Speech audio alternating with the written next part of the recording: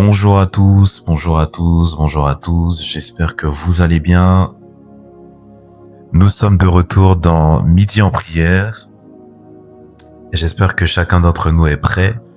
Peu importe l'endroit d'où tu peux nous suivre, d'où vous pouvez nous suivre, d'où vous pouvez nous suivre. En tout cas, on est ravis de pouvoir être avec vous aujourd'hui, en ce jeudi 16 avril.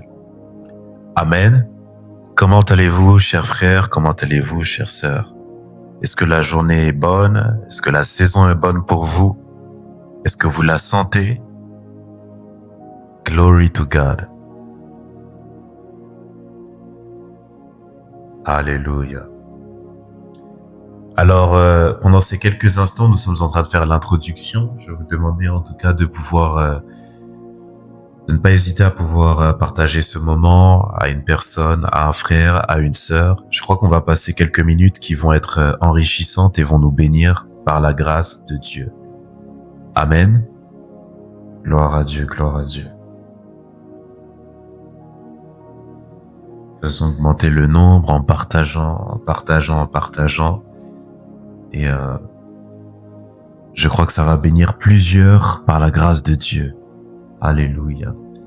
Alors le plus important quand nous passons ces temps où nous voulons inclure le Seigneur dans nos journées, ce n'est pas le nombre de minutes d'abord, ce n'est pas la longueur des prières, les kilomètres de nos prières, mais c'est d'abord que nous puissions avoir une disposition de cœur qui est sincère et réelle envers le Seigneur, que nous puissions rester concentrés, parce qu'on ne veut pas que Dieu soit juste le Dieu du matin, du soir ou de moments qui peut-être ne nécessitent pas peut-être un sacrifice de notre part, mais on veut que Dieu soit le Dieu de tout, du matin, du midi, pendant la journée, le soir et même la nuit, qu'il soit le Dieu de tout. Amen. Seigneur, nous voulons te demander à ce que ta présence soit avec nous, qu'elle illumine les yeux de nos cœurs, de sorte à ce que là où nous sommes dans les ténèbres, là où nous ne connaissons pas, là où nous sommes infructueux, là où nous sommes stériles, Seigneur, nous puissions rentrer dans ton conseil, rentrer dans ta volonté à toi. Ma prière, c'est que peu importe le lieu où nous sommes, cette même présence puisse nous habiter. Peu importe le lieu là où nous sommes, que cette même présence puisse nous visiter. Que peu importe le lieu là où nous sommes, cette même présence puisse nous transformer. Alléluia. Et tu peux déjà commencer à prier, mon frère, ma sœur, là où tu te trouves. Ensemble, faisons monter ces prières vers le Seigneur. Seigneur, je m'attends à toi pendant ce midi en prière. Je m'attends à toi pendant cette journée. Je m'attends à toi, Seigneur, pendant cette soirée.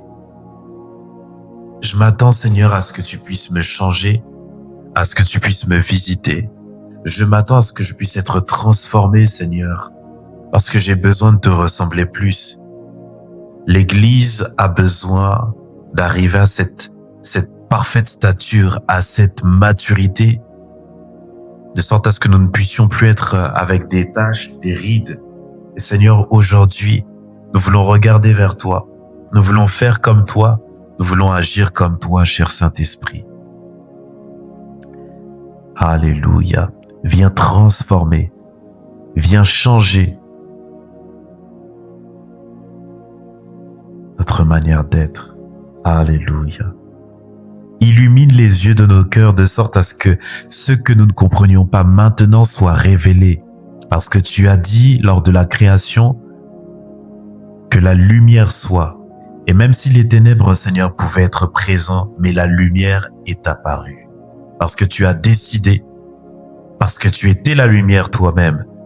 Alors cette lumière-là s'est imposée. Ce qui était en toi s'est imposé dans l'environnement, s'est imposé dans l'atmosphère dans laquelle tu te trouvais, Seigneur. Et c'est ce que nous voulons vivre également aujourd'hui.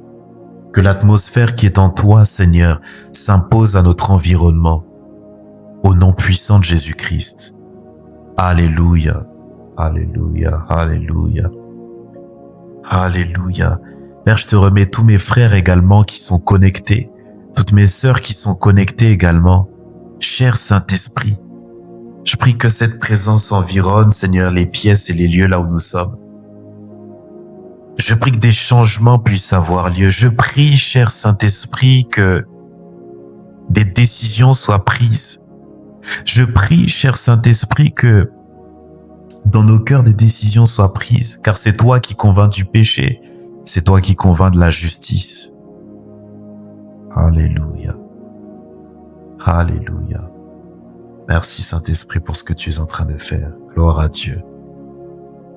Amen, chers frères et sœurs. Par la grâce de Dieu, nous sommes en train de continuer ce thème que nous avons abordé sur l'importance de l'Église. L'importance de l'Église. On a eu l'occasion de voir ce que l'Église c'est.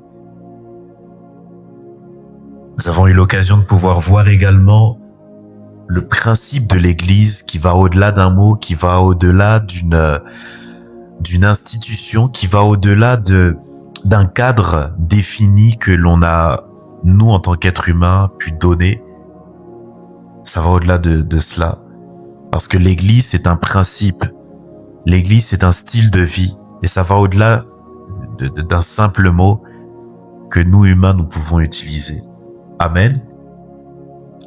Et nous avons pu voir que dans l'Église, lorsque nous parlons de l'Église, l'une des choses qui va être pratiquée, qui va être faite dans l'Église, c'est le culte.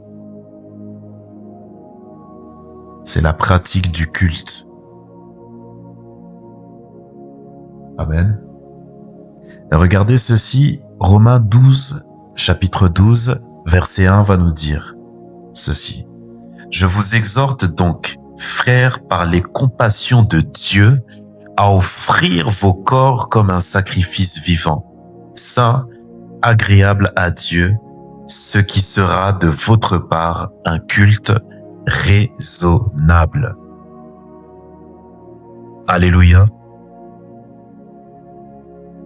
Alors, vous savez, frères et sœurs, lorsqu'on parle de culte, lorsqu'on parle de sacrifice, c'est des notions que le sacrifice, plutôt, c'est une notion que l'on doit retrouver dans chacun des cultes que l'on peut avoir. Vous savez, là, on est en train de faire midi, on est en train de passer midi en prière. Ça peut être un moment où tu es en train de rendre culte à Dieu. Et rendre culte à Dieu ne peut pas se faire s'il n'y a pas la notion de sacrifice. Pourquoi? Parce que lorsqu'on rend culte à Dieu, on rend culte à une divinité. Et lorsqu'on rend culte à une divinité, notre divinité à nous, c'est Dieu. C'est le Seigneur Jésus-Christ. Lorsqu'on lui rend culte, en réalité, on doit lui donner un sacrifice. Tout culte doit avoir un sacrifice, peu importe la forme, mais il doit avoir un sacrifice. Amen. Lorsque Abel a rendu culte à Dieu, il a offert un sacrifice. Abraham, pareil, et tous les patriarches, les prophètes et autres qui sont mentionnés dans les Saintes Écritures, ils ont rendu un sacrifice. Alléluia. Alors Romain va dire d'offrir son corps comme un sacrifice vivant. Et on parlait de cela dernièrement en disant que si on doit offrir un sacrifice au Seigneur, comment est-ce que nous pouvons le faire si en réalité, lorsque nous avons donné notre vie à Jésus-Christ, en réalité, on est mort à nous-mêmes. En réalité, nous avons décidé de pouvoir donner notre vie à Christ et nous sommes morts dans les eaux du baptême et nous sommes ressuscités avec Christ. Donc en réalité, cet acte-là de sacrifice, il a déjà été fait en donnant notre vie, en offrant notre vie, ce que nous sommes à Christ. Alléluia. Alors, Romain va nous dire ceci, offrez vos corps comme un sacrifice vivant. Et vous allez voir que lorsqu'on regarde le livre de Lévitique, Dieu va ordonner à ce que le feu qui devait brûler sur l'autel ne puisse pas s'éteindre grâce au sacrifice qui était apporté. On demande à ce que le bois puisse être apporté, l'Holocauste, les graisses et différentes actions de grâce également. Mais en réalité, tout ça permettait à ce que le feu puisse se maintenir et le feu ne puisse pas s'éteindre. Alléluia. Alors frères et sœurs, nos vies, qu'est-ce que je veux dire par là? C'est que lorsqu'on parle du culte, en réalité, le culte n'est pas simplement défini par des heures précises que l'on passe. Le culte doit être généré par notre style de vie. En fait, toute notre vie doit être une vie, en résumé, de sacrifice. Notre vie doit être une vie de sacrifice, refléter le sacrifice. Quand je me lève, dans les actions que je fais, quand je suis avec mes collègues, quand je suis en cours, ma vie doit être une vie de sacrifice perpétuel. Alléluia. Parce que Jésus-Christ, lorsqu'il est mort à la croix, il a offert le sacrifice ultime. Et comme nous nous référons à l'œuvre de la croix, en fait, ce qui se passe, c'est que Jésus-Christ est ce sacrifice qui perpétuellement parle, qui perpétuellement est agréable à Dieu. Parce que lorsque Dieu nous regarde, en fait, ce que l'on doit proposer, ce que l'on doit présenter à Dieu, ce n'est pas nos œuvres. Ce que l'on doit présenter à Dieu, ce n'est pas notre bonté, ce n'est pas ce qu'on arrive à bien faire. Ce qu'on doit présenter à Dieu, c'est le sacrifice de Jésus-Christ. C'est Christ. Et c'est un sacrifice qui est perpétuel, qui ne s'arrête jamais, le sacrifice que Jésus-Christ a fait pour nous à la croix et qui est valable pour nous même plus de 2000 ans après que Jésus-Christ soit mort à la croix. Alors quand on dit offrir son corps comme un sacrifice vivant, en réalité ce que cela veut dire, c'est que toute notre vie doit refléter Christ, doit s'identifier au sacrifice que Christ a fait à la croix pour nous. Alléluia. Mais voici, frères et sœurs, nous sommes confrontés chaque jour. Dis avec moi, chaque jour. Nous sommes confrontés chaque jour à différentes choses qui peuvent remettre en cause le sacrifice. Nous sommes confrontés chaque jour à des éléments qui peuvent venir éteindre le feu qui doit perpétuellement être alimenté par le sacrifice, alimenté par le bois et consorts. Alléluia. Alors la prière que nous devons faire aujourd'hui, que nous pouvons faire, chers frères et sœurs, pendant ce midi en prière, c'est Seigneur, aide-moi, peu importe les choses qui se passent, à vivre une vie de sacrifice perpétuel en m'identifiant à Jésus-Christ, en faisant les œuvres que Jésus-Christ aurait fait si physiquement sur terre, ce n'était pas moi qui vivais, mais c'était lui. Seigneur, aide-moi à poser les œuvres de Christ perpétuellement. Aide-moi à poser les œuvres de Christ lorsque je suis au travail. Aide-moi à ce que ma vie soit une vie de sacrifice perpétuel, afin que ça ne soit plus moi qui vis selon Galates chapitre 2 verset 20, mais que ça soit Christ qui puisse vivre en moi à travers les œuvres que je porte. Que ce soit Christ qui puisse vivre en moi à travers les actions que je porte. Cher Saint-Esprit, j'ai besoin de toi. Cher Saint-Esprit, j'ai besoin que tu puisses me guider afin de faire les œuvres de Christ. Alléluia. Cher Saint-Esprit, j'ai besoin d'être guidé par toi. Cher Saint-Esprit, aide-moi à être comme Christ. Je ne veux pas juste m'appeler chrétien parce que c'est stylé. Je ne veux pas juste m'appeler chrétien, qu'on m'appelle chrétien parce que ça fait bien. Je veux qu'on m'appelle chrétien parce que je veux que ma vie soit une vie de sacrifice perpétuel. Alléluia. Kalabasopaya bode. Palakatalo soparikonde. Si brawikeli vo riamasopava. Manakile koriamasovaliaba. Que ma vie soit une vie de sacrifice perpétuel. Seigneur, dans les décisions que j'aurai à prendre aujourd'hui, que ma vie soit une vie de sacrifice. Dans les actions que je vais mener, Seigneur, tout au long de cette semaine et les jours suivants, que ma vie soit une vie de sacrifice. Alléluia.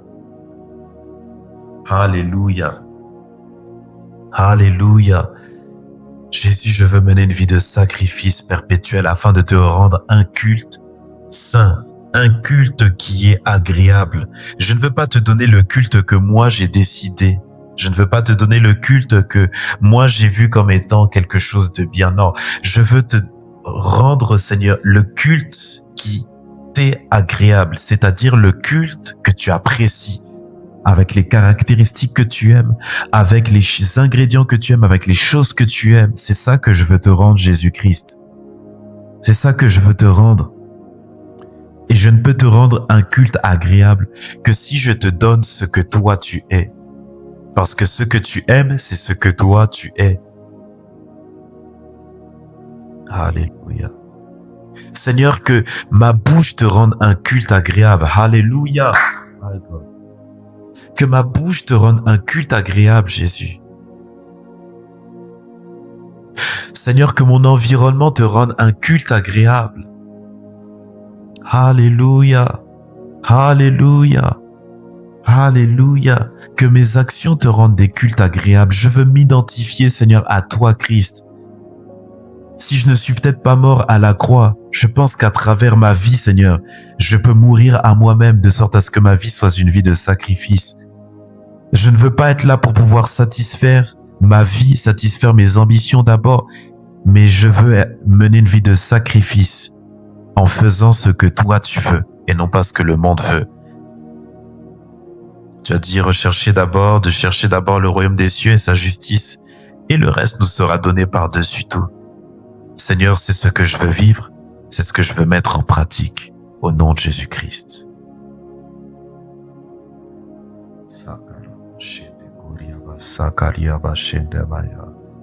Une vie de sacrifice, c'est ce que je veux.